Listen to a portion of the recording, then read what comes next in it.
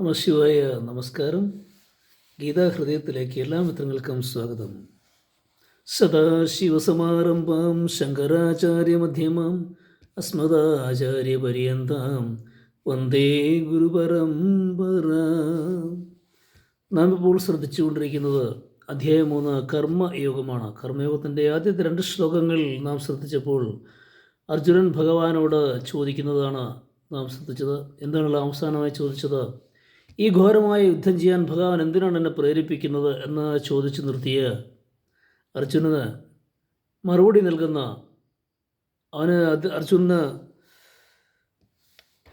സമബുദ്ധി കൈവരിക്കുന്നതിനുള്ള അനുഷ്ഠാനങ്ങൾക്കുള്ള പ്രേരണ നൽകുന്ന രീതിയിൽ ഭഗവാൻ ഉത്തരം നൽകുന്ന 2 ശ്ലോകങ്ങളാണ് നാം ഇനി ശ്രദ്ധിക്കുന്നത്. ശ്ലോകം 3 ഉം 4 നമുക്ക് ശ്രദ്ധിക്കാം. ശ്രീ ഭഗവാൻ ഉവാച. ശ്ലോകം 3.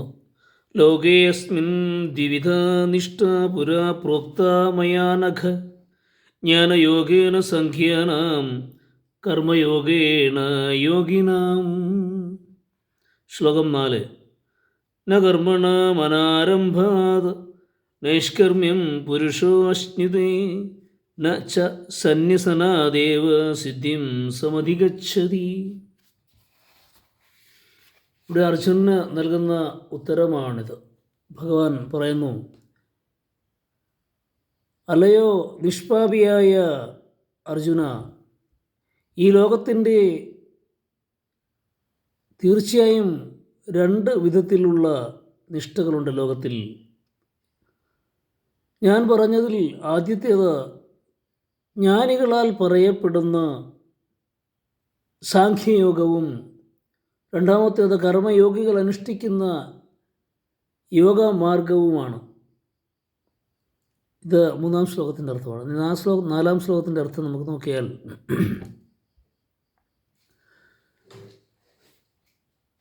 കർമ്മങ്ങൾ കേവലം ആരംഭിക്കുന്നില്ല എന്നതുകൊണ്ട് മാത്രം നൈഷ്കർമ്മ്യം നേടാനാവുകയില്ല. കേവലം സന്യാസം സ്വീകരിക്കുന്നത് കൊണ്ട് സിദ്ധി ലഭിക്കുകയുമില്ല. അതായത്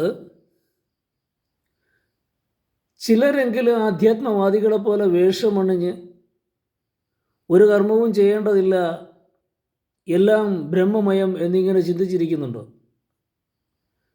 അവരെ സംബന്ധിച്ചിടത്തോളം എല്ലാം ജ്ഞാന ആർജനത്തിലുണ്ട്, നേടിയെടുക്കാമെന്നും ജ്ഞാനാർജനത്തിലൂടെ നേടിയെടുക്കാമെന്നും പ്രചരിപ്പിക്കുന്നു. എന്നാൽ അത്തരത്തിലുള്ള ഒന്നല്ല ഗീതയുടെ കാഴ്ചപ്പാട്. ഈ ജഗത്തിൽ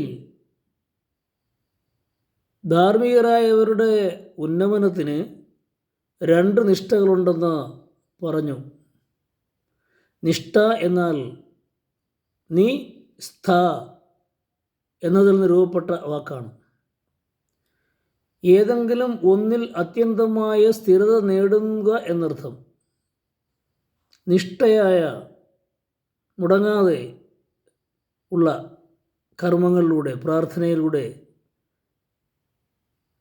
അതായത് ജ്ഞാനമാർഗത്തിൽ അത്യന്തം സ്ഥിരതയുള്ളവർ സാഖ്യന്മാരും കർമ്മത്തിൽ നിഷ്ഠയുള്ളവർ കർമ്മനിഷ്ഠന്മാരുമാണെന്ന് നാം മനസ്സിലാക്കണം.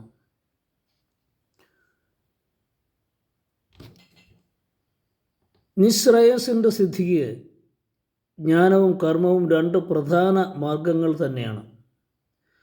കർമ്മം ചെയ്യാൻ ആരംഭിക്കുന്നില്ല എന്നതുകൊണ്ടോ സർവകർമ്മങ്ങളെയും പാടെ ഉപേക്ഷിച്ചു സന്യാസം സ്വീകരിച്ചത് കൊണ്ടോ ബ്രഹ്മജ്ഞാനം ഉണ്ടാവില്ലെന്ന് ശ്രീകൃഷ്ണൻ പറയുന്നു. നിഷ്കർമ്മം എന്നതുകൊണ്ട് കർമ്മഹീനരായി ഭാഗ്യത്തിൽ വിശ്വസിച്ച് ജീവിക്കുക എന്നല്ല അർത്ഥം. കർമ്മം ചെയ്യേണ്ട, ഇങ്ങനെ സന്യാസം സ്വീകരിച്ച് ഇങ്ങനെ നടന്നാൽ മതി എന്ന് ചിന്തിക്കുന്നത് ഒരിക്കലും അങ്ങനെയല്ല. സർവകർമ്മങ്ങളും പാടെ ഉപേക്ഷിച്ച് സന്യാസം സ്വീകരിച്ചതുകൊണ്ട് ബ്രഹ്മജ്ഞാനം ഉണ്ടാവില്ല എന്നാണ് ഭഗവാൻ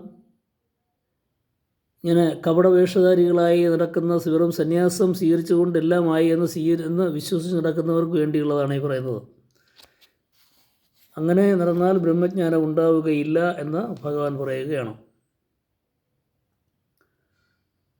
നിഷ്കർമ്മം എന്നതുകൊണ്ട് കർമ്മഹീനരായി ഭാഗ്യത്തിൽ വിശ്വസിച്ച് ജീവിക്കുക എന്നല്ല അർത്ഥം.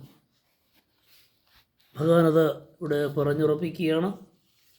ഇവർക്ക് മനസ്സിലായി കാണും എന്ന് വിശ്വസിക്കുന്നു. ഗുരുപാദാരവിന്ദങ്ങളിൽ സമർപ്പിക്കുന്നു. അടുത്ത ശ്ലോകവുമായി അടുത്ത ദിവസം ഇതുപോലെ കാണുവാനും സംവദിക്കുവാനും ഏവർക്കും ഭാഗ്യമുണ്ടാകട്ടെ എന്ന് പ്രാർത്ഥിക്കുന്നു. ശുഭ സുദിനം.